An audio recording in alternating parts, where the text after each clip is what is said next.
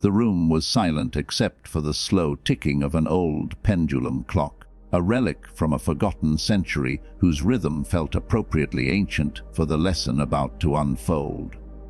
A single candle burned on the wooden table, casting long shadows that stretched across the walls like whispering advisors. In that dim light, the narrator's voice emerged, not loud, not soft, but with the gravity of someone who had watched many rise and many fall. "You ask to understand power," the voice said. "Real power. The kind that moves men like chess pieces.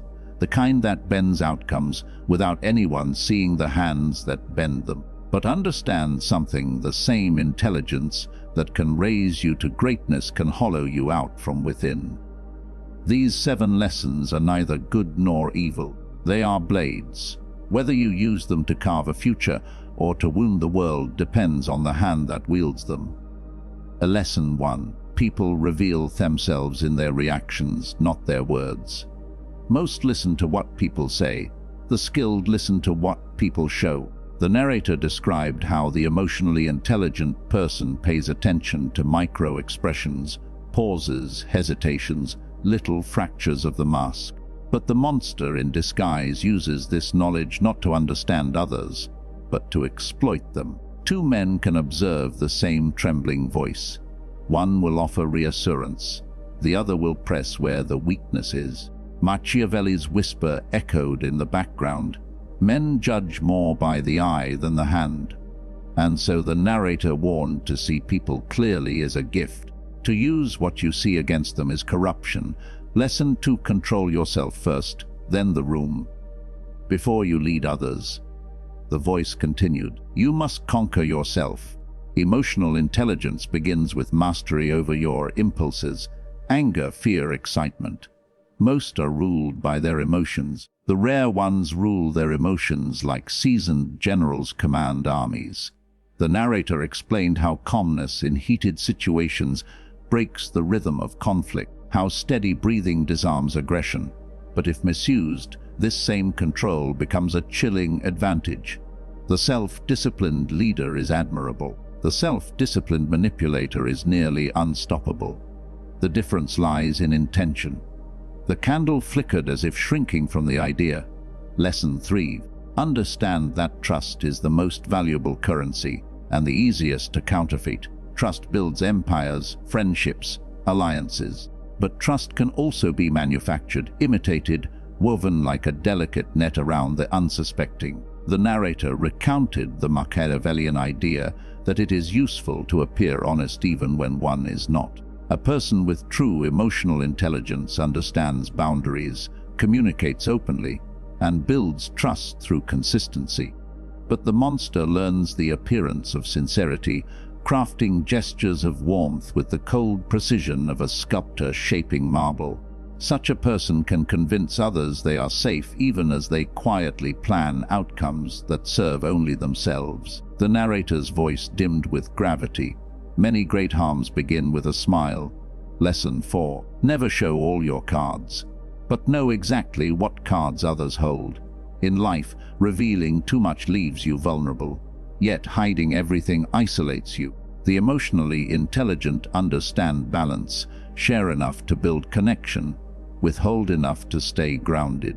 They know how to listen deeply so that others feel understood.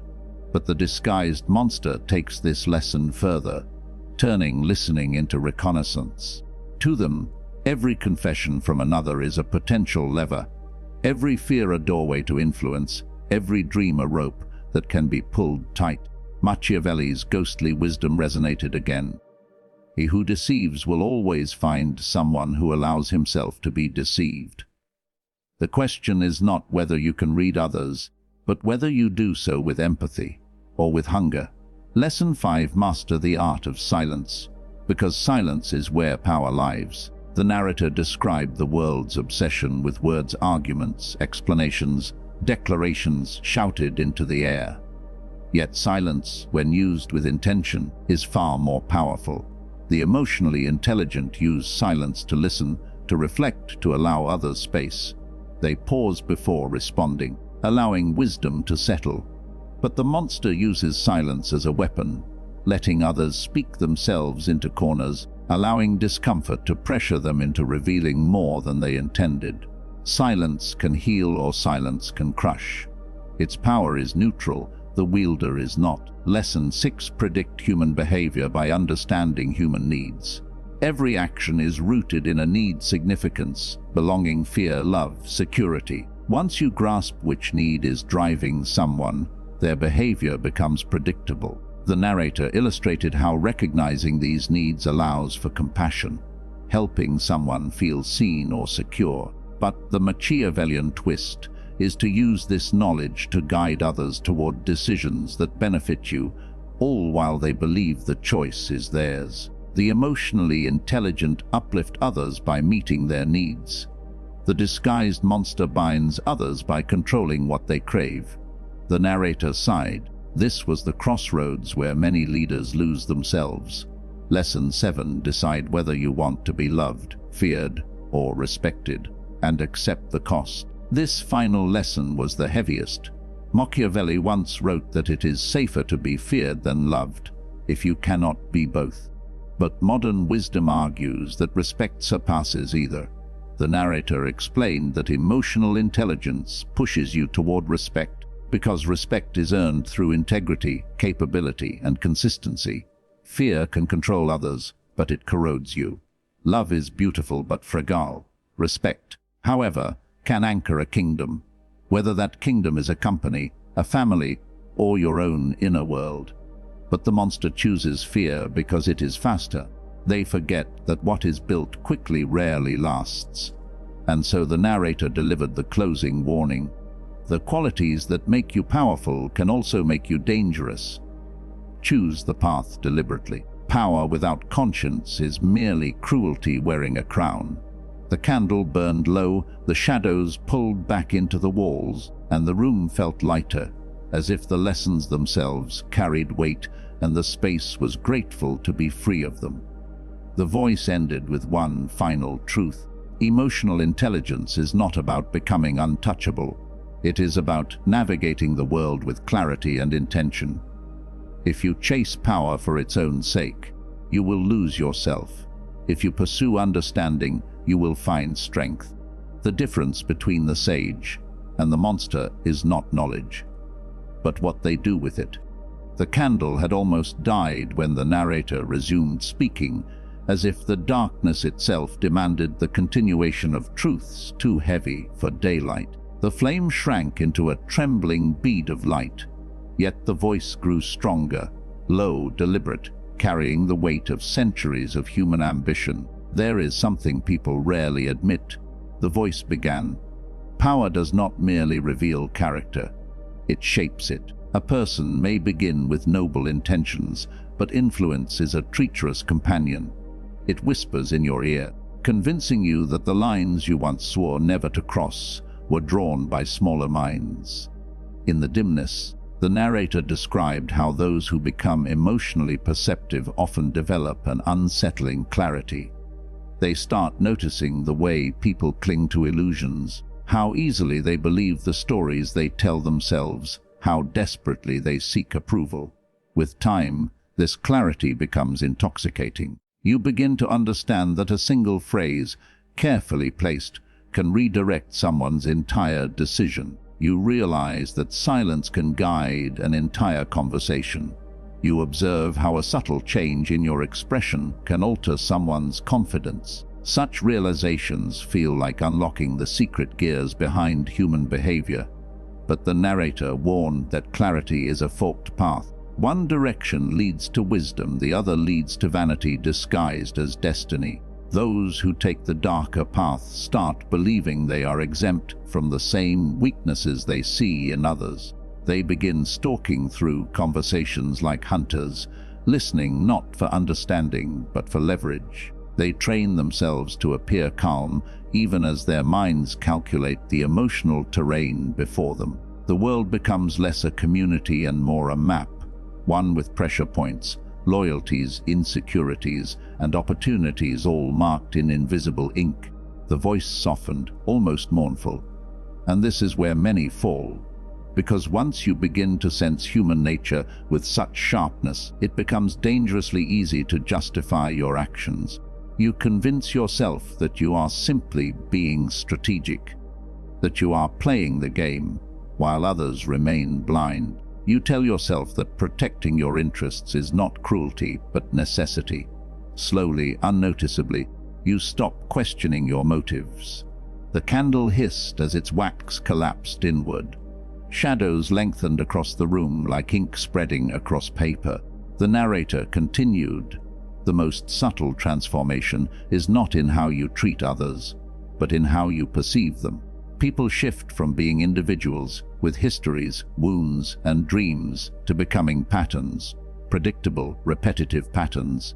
You begin to anticipate their reactions before they have them.